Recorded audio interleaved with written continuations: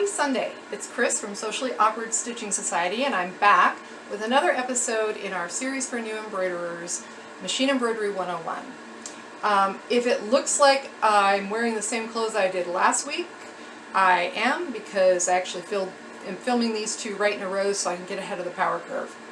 So last week, in last week's video, I talked about how to pair fabric, stabilizer, and designs, and gave you a little bit of a rundown on why home embroidery hoops can cause us some problems, and how matching those three things together will give you a better stitch out.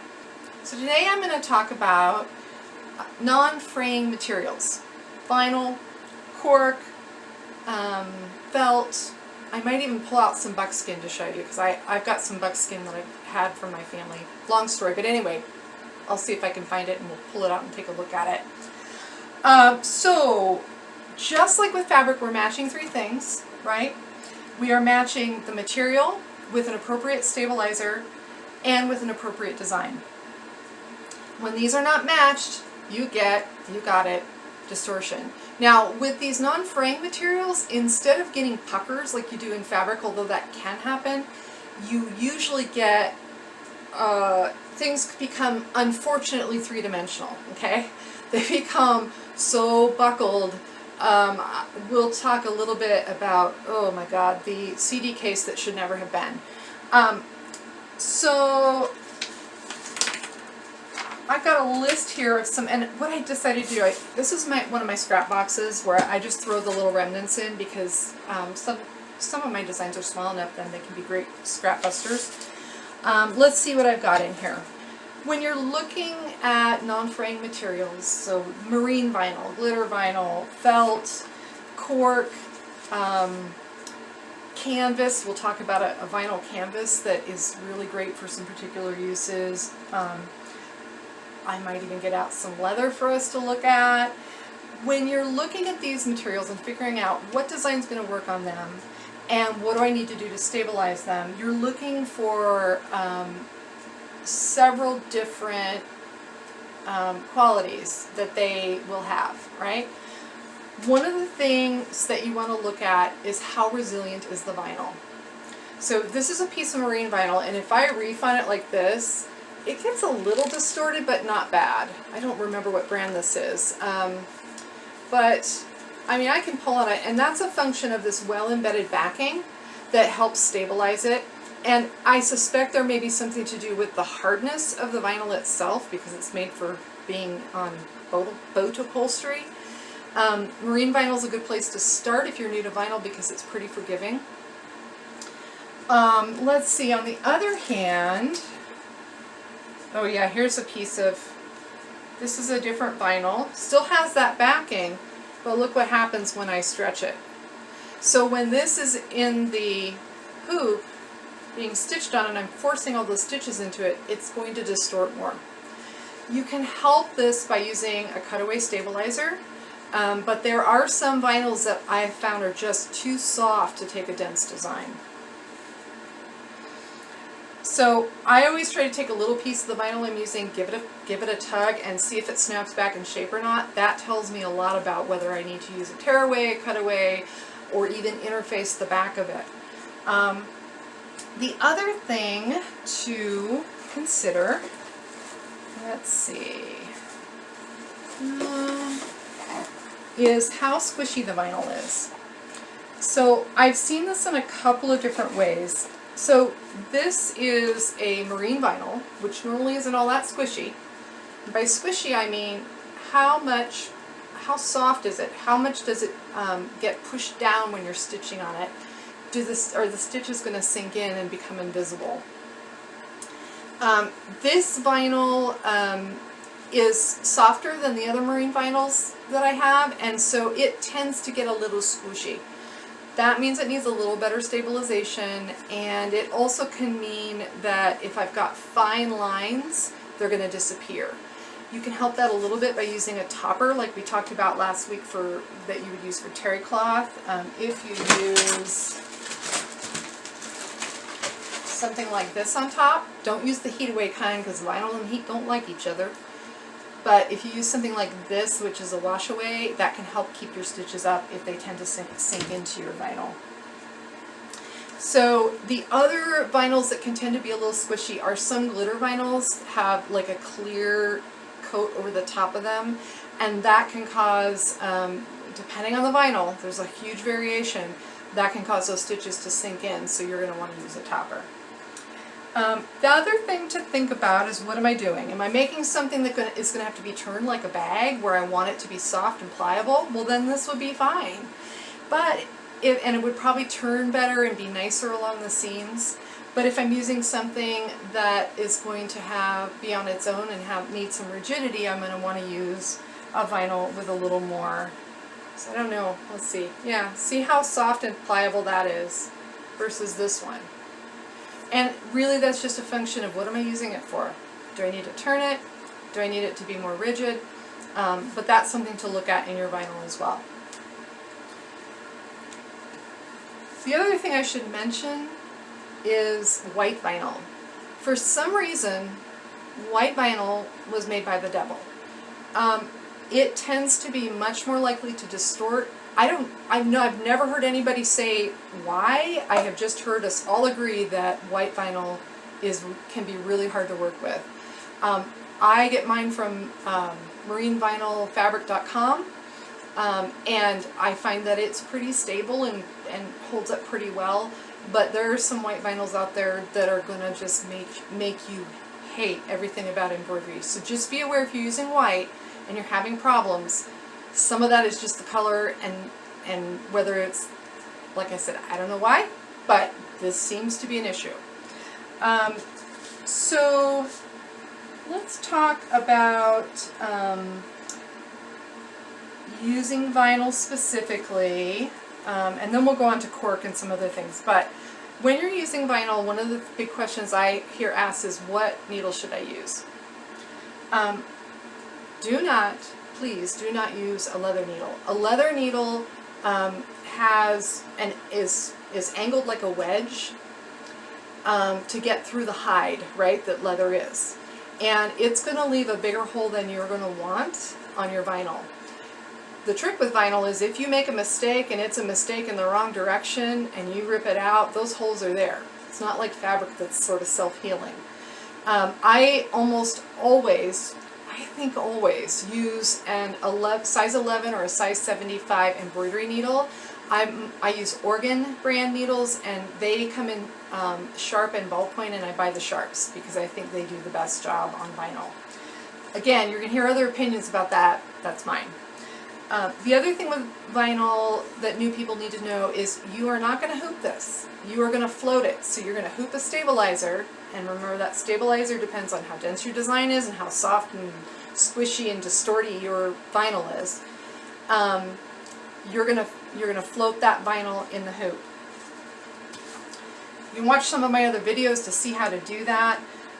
If it wants to curl because it's been on a roll, or it's just ornery, or if you have a fucking Janome like mine that wants to scoop up every damn thing and make a big issue out of it with its presser foot, then you're going to want to tape. I use blue tape. I guess other folks use like 3M medical tape and things like that. So you want something like that that's going to not mar your vinyl, and stick it down to the stabilizer so that you can't have your machine create a problem with it. So, oh right, I was going to show you these two designs and I didn't get them out. There's going to be, through the magic of video editing, a little blip here.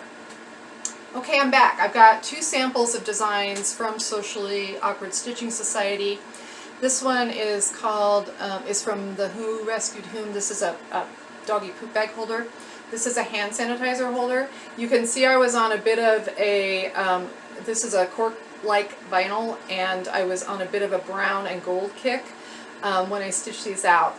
This one is much more dense than this one. This one requires a midway cutaway or better. I use a heavy. This one I was able to do with tearaway. So generally with vinyl, you're going to be looking at how wonky is my vinyl, how much support does it need, and how dense is my design. And that's going to tell you whether to use cutaway or tearaway. The another thing to be aware of with vinyl, another thing on my list, is how sticky is it? Let's see if I've got some. My punk embroidery has these super awesome patent finish, super shiny. These are a little sticky, so I found they stitch out just wonderfully. They're beautiful. They don't budge. Like that, in terms of resiliency, you can't stretch them to see if they pop back. They just don't stretch. They're amazing. However, depending on your climate and whether if you've got this on the bottom because you're making an in the hoop item and this is the back, this can stick to your machine. If you're sewing with a regular sewing machine, it can stick to your machine foot. One trick I have for that, especially when I've got it on the bottom, is to use, again, the water-soluble stabilizer to help it glide across the machine bed. If you don't and it sticks to your machine bed, you're going to get loopy stitches, really loopy stitches. So I just do it as a matter of course to head the problem off before it happens. Now, how to know if it's sticky enough to cause a problem? What I use is if I'm cutting this out with my rotary cutter and ruler and it sticks to my plastic ruler, I put on the water soluble. Alright, let's talk about some other things besides vinyl, because there's way more out there in the world besides strictly vinyl. Cork. I love cork. Now I've got a couple different kinds here. This one is my punk embroidery, and it's kind of it's vinyl, but it looks like cork. This actually has the texture and feel of cork. This is also one of theirs. These are great for coasters. Usually they're pretty stable. Again, give them the stretch test. See how they do. See if they've got a good solid backing. This one's a little more stretchy, right?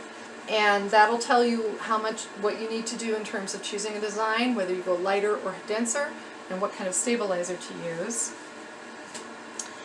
Let's look at, do I have any clear vinyl in here? Ooh, that's a glitter vinyl. This is another example of something I would put that water-soluble stabilizer on, because that clear coat, stitches are likely to sink and it's going to stick to my machine.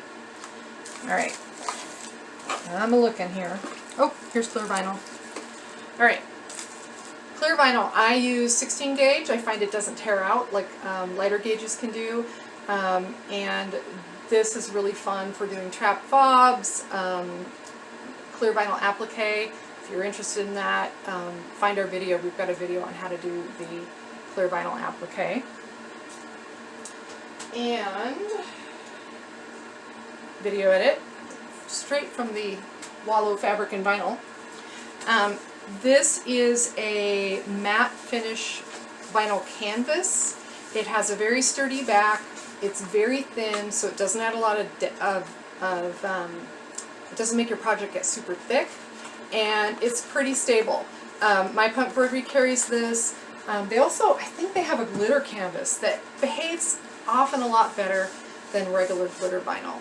So this is something to consider to have on hand. I've got it in a matte black because I use it a lot for backings where I don't want to add bulk, or in between layers if it's going to have kind of a lining. This makes a decent lining. So, speaking of linings, Olefun. Olefun is basically the same stuff that wheat cloth is made out of, or that reusable shopping bags are made out of.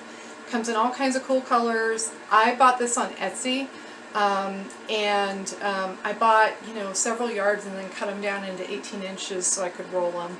And this is just a really nice thing to have if you need to cover up the back of something, and you don't want you want to cover up the back, but you don't want to add a lot of bulk.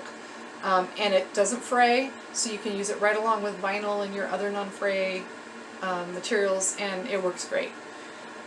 And felt. I use this inside bracelets. We have a bracelet collection coming soon to Socially Awkward Stitching Society.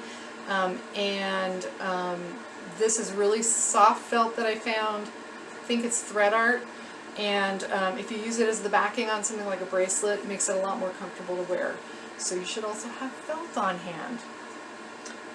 Alright, I want to talk about leather. I'm going to grab the buckskin. I'll be right back. Alright, I am back with my drawer o' leather. So I grew up in a hunting and fishing family. I did not realize that my experience in life was unique until my husband and I were dating and we were at my parents' house, and it's like, hey, let's look at baby pictures because that'd be fun. And I'm going through our family photo album realizing that all the pictures of us kids have dead animals in them. But that is probably not normal. However, because of that childhood, I inherited a lovely stash of buckskin. My mother had this stuff tanned and made into a leather jacket for herself back in the 70s or sometime. This is old buckskin. And I inherited the scraps. So what I want to mention with leather is, just like vinyl, it has different amounts of squishy, it has different amounts of resilience, it has different thicknesses, it has a different texture on top, how much your stitches are going to sink. However, it's also different in different parts of the hide. So you can't trust that the leather that you cut from the center of the hide is going to behave the same way as the leather that you cut from the edges of the hide that's thinner and stretchier. It tends to be fairly resilient. So here's an example. Here's a little piece. If I stretch it this way, it's resilient, but it's really stretchy. If I stretch it this way, hardly any stretch at all. I mean, we're dealing with skin here, right? Tanned skin, and so it's got that variability. So what I want to say about working with leather is, when you're choosing your piece of leather that you're going to put down for your project, take a minute to just examine it, see how flexible it is, see how stretchy it is, see which direction has the most stretch, and that can help you know how you want to orient it in your hoop to get the best performance. I would say buckskin in particular, pretty soft leather, probably doesn't do well with a heavy design. I tend to use real light designs with it, but there are other leathers out there that you can get that are much stiffer and much, so whatever your machine can handle, because it is a bit of a challenge sometimes to get through thick leather. But if you haven't tried it, I'd really suggest you can get scrap leather packs on Etsy for pretty cheap. It's really fun to work with. I think that's everything I wanted to show you. Yeah, I think that's it. So one of the things, well, before I say that, let me say this. Find what you love and use it. And find the providers, the vendors that you love, and use them. I mentioned my Embroidery, Glitter Bug Fairy, they're two of my favorites. But they really have, and they take a lot of time to choose the right vinyls. So I know that when I order something from them, it's not going to be a total shit show. I also reorder the same things over and over again when I find something that I really love. And when I'm using it, then I know, okay, this one is softer, it's going to make a great turn bag, but it's going to be shit if I try to put that dense design on it.